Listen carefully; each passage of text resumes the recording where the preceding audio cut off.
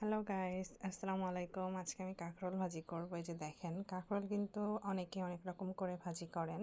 তো আমি এভাবে কাঁকরোলগুলোকে দুই ভাগ করে ভিতর থেকে একটা চামচ দিয়ে বিচিগুলো সব বের করে ফেলে দেই। তারপরে সবগুলো কাঁকরোল চিকন চিকন করে কেটে তারপরে ভাজি করি। আর আমি কিন্তু কাঁকরোল ভাজিতে একটু আলু দেই, আর মাঝে মাঝে কিন্তু চিংড়ি মাছ দিয়েও কাঁকরোলটা ভাজি করি। এই যে দেখেন গাইস, আমি চিকন করে কেটে নিয়েছি কাঁকরোলটা, একটু আলুও দিয়েছি। আর এভাবে কাঁকরোলটা ভাজি করলে গাইস একটা বিচিও থাকে না কাঁকরোলের। এই যে দেখেন, আমি ভাজি অলরেডি বসিয়ে দিয়েছি।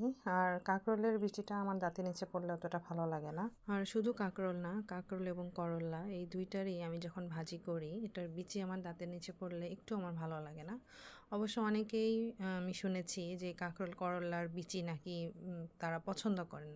তো আমার বিষয়টা হয়ে গেছে একটু ডিফারেন্ট, আমার একটা ভালো লাগে না। গাইস, যে দেখেন আমার ভাজি মোটামুটি কমপ্লিট। ভাজিটা কেমন লাগলো আমাকে কিন্তু অবশ্যই সবাই কমেন্ট করে জানাবেন। আর অনেকে কাঁকরোল ভাজি পছন্দ করেন, অনেকেই হয়তো করলা ভাজি পছন্দ করেন। তবে আপনাদের কার কাছে কোন ভাজিটা বেশি পছন্দ আমাকে কিন্তু কমেন্ট বক্সে জানাতে একদম ভুলবেন না। সবাই ভালো থাকবেন। আল্লাহ হাফেজ।